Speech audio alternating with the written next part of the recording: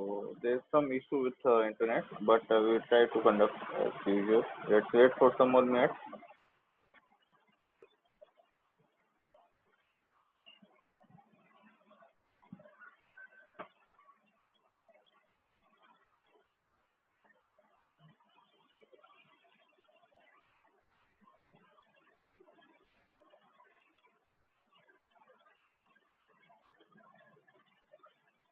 तो आपके असाइनमेंट में 2 क्वेश्चन है। एक में आपको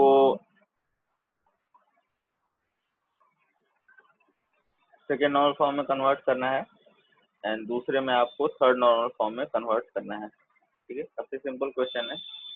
तो सेकेंड नॉर्मल फॉर्म तो हमने देख लिया है, थर्ड नॉर्मल फॉर्म जो है वो हम आज के लेक्चर में देखेंगे थर्ड नॉर्मल फॉर्म में कैसे। यस बिट्टू, मार्क्यू कब होना सर?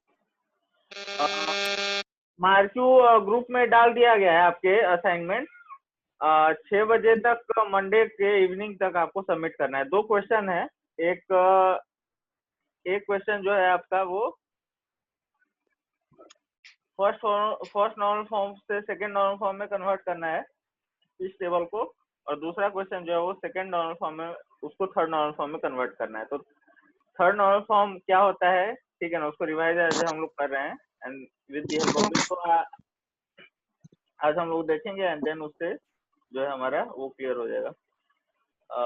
ओके तो इसीलिए मैंने उस दिन सबमिट नहीं किया because I wanted you to be having hands on idea about third normal form as well, है ना। जब तक खुद से नहीं करोगे तब तक जो है कंप्लीट आइडिया लगता नहीं है। तो इसलिए मैंने सिर्फ, अगर मैं तब देता तो सिर्फ सेकेंड नॉर्मल फॉर्म का ही क्वेश्चन में दे सकता था, लेकिन अब I will today explain third normal form as well. I will revise it again and then you will be comfortable with doing questions pertinent or related to third normal form as well.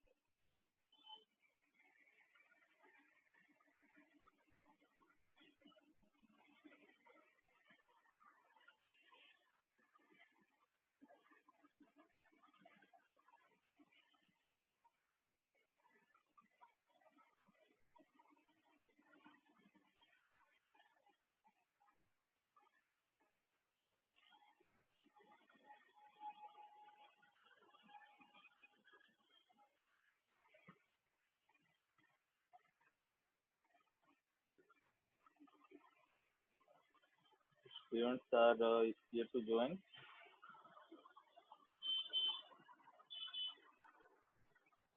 Let's wait another minute and then we will start.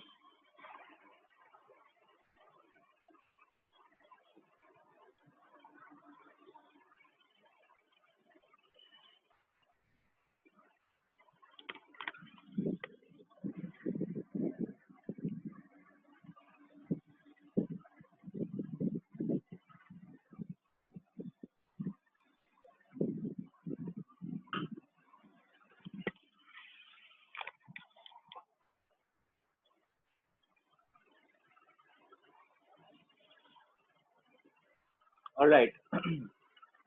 तो third normal form क्या कहता है कि एक relation जो है, एक table जो है, उसको अगर हमें थर्ड नॉर्मल फॉर्म में कन्वर्ट करना है तो पहला कंडीशन तो ये है कि वो एटलीस्ट सेकेंड नॉर्मल फॉर्म में होना चाहिए ना। सेकेंड नॉर्मल फॉर्म में टेबल होना चाहिए, तभी हम उसको थर्ड नॉर्मल फॉर्म में कन्वर्ट कर सकते हैं, है ना। एक बार टेबल सेकेंड नॉर्मल फॉर्म है, सेकेंड नॉर्मल फॉर्म हमने पिछले लेक्चर में देखा था ना। पिछले लेक्चर में हमने देखा था सेकेंड नॉर्मल फॉर्म क्या कंडीशन था वहां पे कि कोई ट्रांजिटिव डिपेंडेंसी नहीं होनी चाहिए,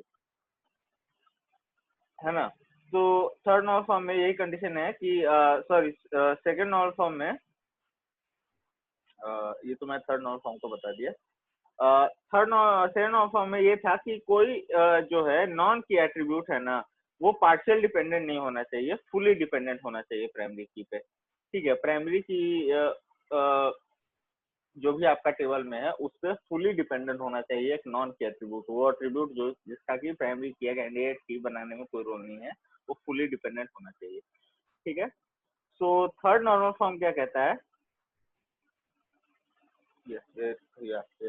तो थर्ड नॉर्मल फॉर्म ये कहता है कि कोई ट्रांजिटिव डिपेंडेंसी नहीं होनी चाहिए, है ना। Third normal form is used to reduce data duplication it is also used to achieve data integrity. If there is no no transitive dependency for non-prime attribute, then relation must be in third normal form, है ना। तो कहता है कि कोई transitive dependency नहीं होनी चाहिए। कहने का मतलब है कि एक टेबल में, है ना, हम क्या कहते हैं कि दो तरीके के एट्रीब्यूट होते हैं। एक तो की एट्रीब्यूट जो कि कैंडिडेट की या प्राइमरी की बनाने में अपना रोल निभाते हैं, उनको कैंडिडेट की बनाने में उसका यूज आता है। और एक वो एट्रीब्यूट जो कैंडिडेट की में जिनका कोई पार्ट नहीं होता, जिनको बोलते हैं हम non key attribute.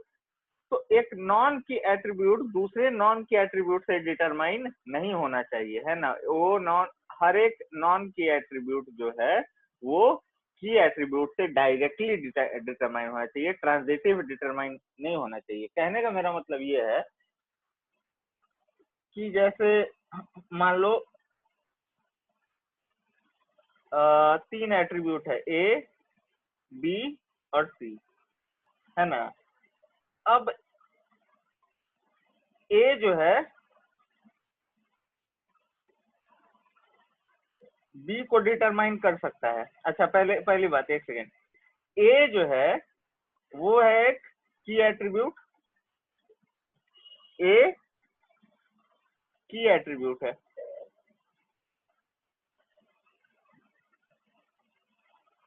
B and C non key attribute है।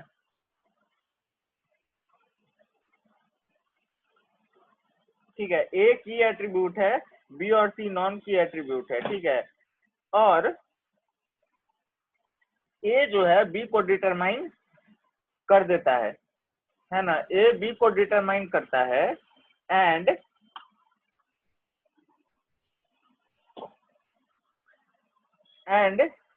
बी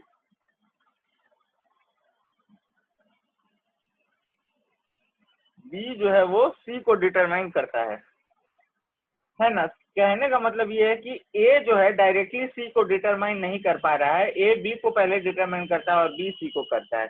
तो ऐसे सिचुएशन में इसको हम थर्ड नॉर्मल फॉर्म में नहीं बोलेंगे। थर्ड नॉर्मल फॉर्म तब होगा जब कोई भी नॉन की एट्रीब्यूट, चाहे बी हो या सी हो, वो जो है डायरेक्टली एक की एट्रीब्यूट से डिटरमाइन हो जाना चाहिए। ट्रांजिशन नहीं होना चाहिए, पहले ए से बी निकालो फिर बी से सी निकालो।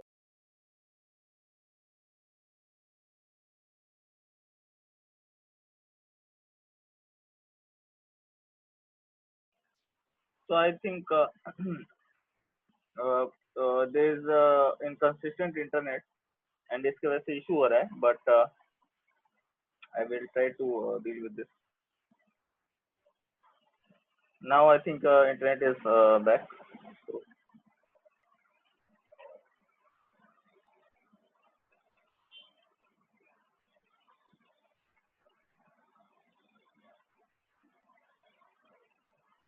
सर yes, आपकी बिट्टू। आवाज क्लियर नहीं आ रही है। हाँ, नेट का थोड़ा इशू है, कोई नहीं, देखते हैं कैसे। अगर नहीं हो पाएगा तो फिर हम जो है क्लास को एंड करके नेक्स्ट क्लास में कंटिन्यू करेंगे, but let's see how much we can continue.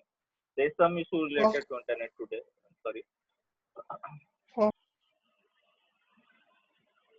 So if it happens again, then we will end it and then we will continue from next class. But जो है अभी continue करते हैं अभी के लिए। So I'll take an example, for example, है ना। इस चीज को ट्रांजिटिव डिपेंडेंसी को समझने के लिए एक टेबल बनाते हैं। Let's insert a table. Let me zoom a bit more.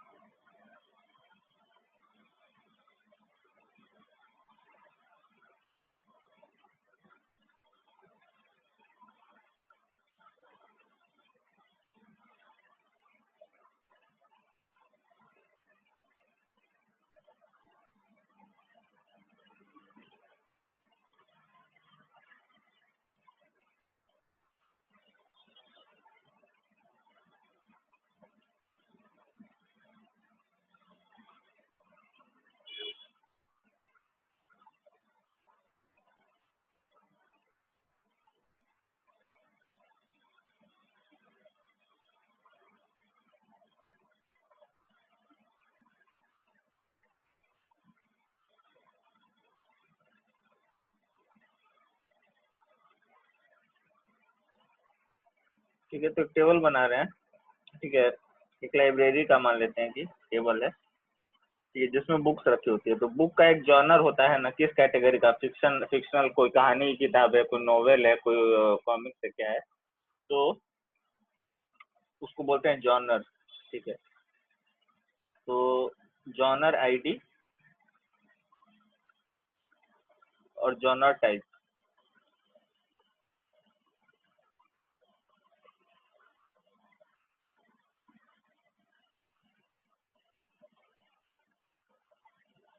Price,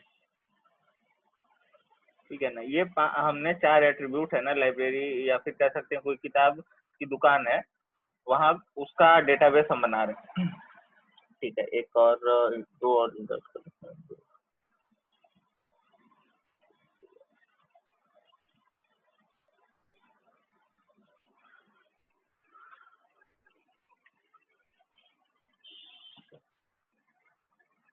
ठीक है, यहाँ पे मान लो बुक्स हैं, तो अलग अलग बुक्स हैं, तो अलग अलग बुक्स हैं, उसकी आईडी अलग अलग है, एक। ठीक है, सेकंड बुक उसकी आईडी 2, थर्ड बुक उसकी आईडी 3, फोर्थ बुक उसकी आईडी 4।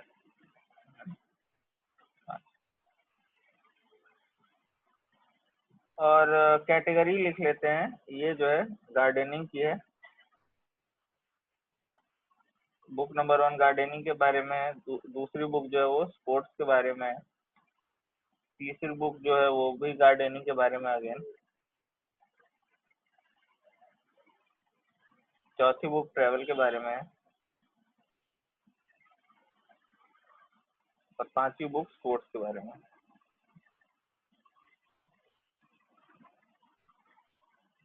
और प्राइस लिख देते हैं, इसका मान लो इसका प्राइस कितना है, 25 रुपए, इसका मान लो 14 रुपए, इसका मान लो 10, इसका मान लो 12, इसका मान लो 17। ठीक है, अलग अलग बुक है तो अलग अलग प्राइस भी है। और अच्छा देखो, यहाँ पे देखो, ये और ये बुक दोनों स्पोर्ट्स की है, तो सीधी सी बात है कि दोनों का जो जॉनर आईडी होगा वो सेम होगा, है ना।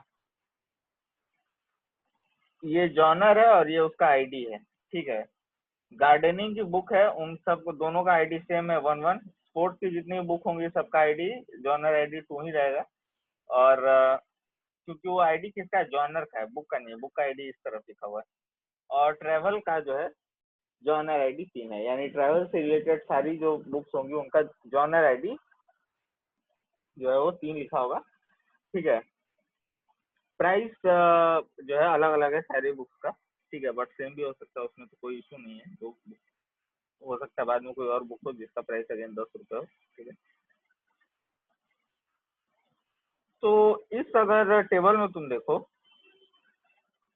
तो if you try to form the relation, right, तो आपको ये रियलाइज होगा कि बुक का आईडी जो है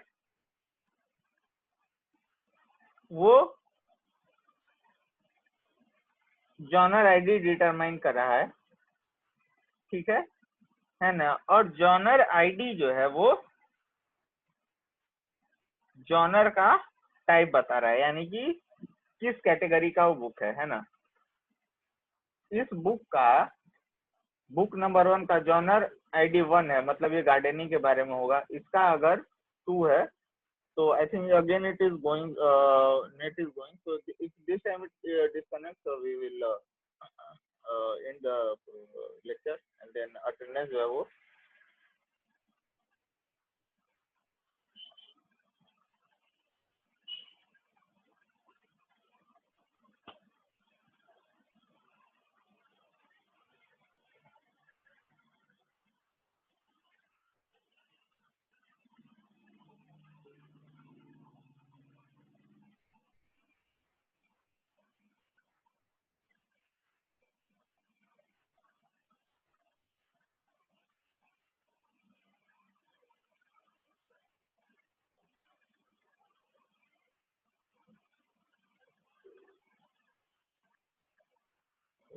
so internet is not working, I guess.